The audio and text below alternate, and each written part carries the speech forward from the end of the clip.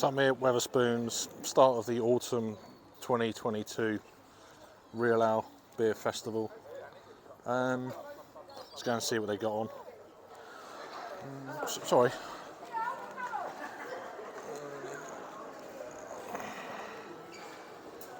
Found my menu. There we go, Wednesday the 12th. Now I know what couple of beers that are on already, so I'm just going to go and hunt them down. There's the bar.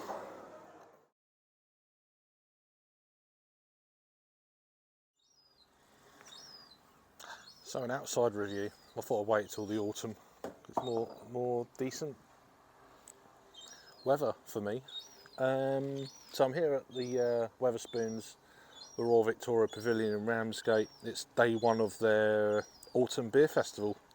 They've got 30 different cask beers on throughout all of their premises in the UK. They've got 3 on here, so I thought I'd get down, not fair, well it's just before lunchtime, what's the time? Well, it's nearly 12:30, so Wednesday. So I've got 3 beers. You get 3 little thirds for I think £2 something, or £2.25 for 3 thirds. So that's the way I've gone with this. So the first one I wanted to review was it's a beer that was brewed at Shepherd Neame. Go away! They're scrounging for food because people come out here all the time and they scrounge off plates and stuff. Yeah, I know. Right, so anyway, so first beer is called Telemark Rev. It's a 5% red IPA, or session red IPA it's saying here. So it's Telemark Braggery is a brewery originally in Norway. And I can't pronounce his name, but he's travelled to Shepherd Neame, just up the road. Why are you so loud? I hope that's not coming through on the old thing. That's why I've got the mic on, in case, more for breeze than anything else. It's an inviting malt profile that's balanced by gentle hop bitterness. Don't want to go into tasting notes. So the hops in this are Ernest, Godgovia, Jester and Olicana, which is a hop variety that I had recently from, I think it's Buxton done it. One of the, I think it's in Tesco's actually. So anyway, getting on to this. So this is 5%. So I thought a session red 5%. It's getting up there a little bit. So anyway, here's the beer. It's only a third, so I've not smelt it or anything yet. I mean, it's looking very much like an ESB at this point. It's coppery, kind of reddish, I guess, mahogany, whatever you want to call it. You can see it, the light going through it. Just a thing, well, not even half of that, just a little bit covering the top of the beer, a head there, white head, maybe just off white. Let's get a nose on it then. I'm going to get attacked in a minute, I swear. Straight up the nose. Kind of a chestnutty kind of aroma to it. Definitely malty. I mean, it's fairly fresh, actually on cask. There's nothing here, mate. Trust me.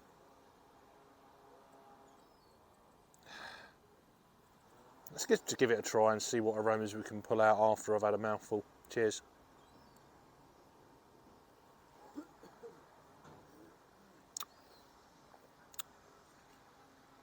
So quite warming on the palate, as in brown bread. That's that kind of nutty quality is definitely coming through. Not quite sure what it is. Maybe a bit of chestnut there or something like that. Very autumnal kind of vibe. Leaving a residual flavour of some dark fruits.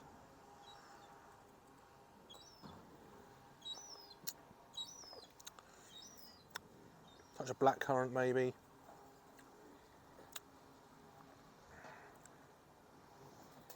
Kind of a slightly kind of roasted more of a slight roasted malt kind of feel to this. It's fairly, I wouldn't say it's overly sweet, but definitely more malt driven, I'd say, on this one. It's quite an interesting amount of, it's saying gentle hop bitterness, so I don't know what the IBUs are to this, etc. It doesn't list it on, I've got the old pamphlet I'm reading off, so, or trying to avoid the tasting notes. So I found a nice spot here where there's no one around apart from seagulls. They're alright as long as they leave me alone. Don't shit on me. Cough.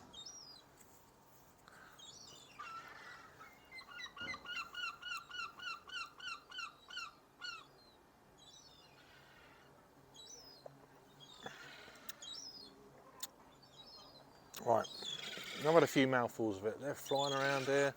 There's nothing here. Nothing for you, my lad.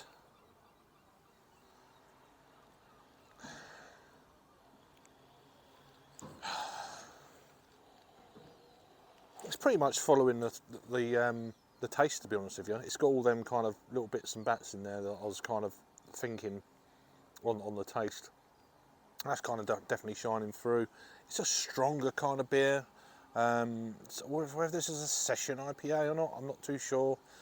Again, it's got that kind of underlying all of that. It's got a kind of a barrely edge to it, almost like an oak, which kind of like old traditional English cask beer feel, which is what Shepherd Neame is, and that's coming through in abundance. So it's saying here, let's go into what it says then. So with tropical fruit and citrus dominate, continue into a long, smooth finish.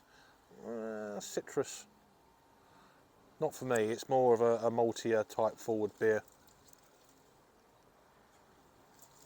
There's some darker fruits more than anything else, rather than a citrusy feel.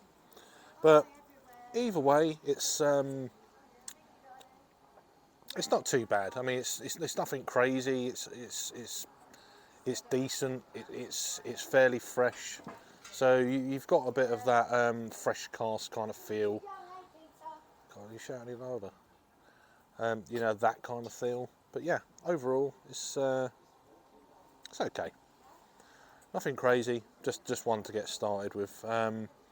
So that being said, I've got 2 more beers here, and I'll be back on those in a minute. So if you've got a Wetherspoons near you and you're into your cask beer, real ales, all that kind of thing, go and check out, see what one you've got. Anyway, see you on the next review. Cheers.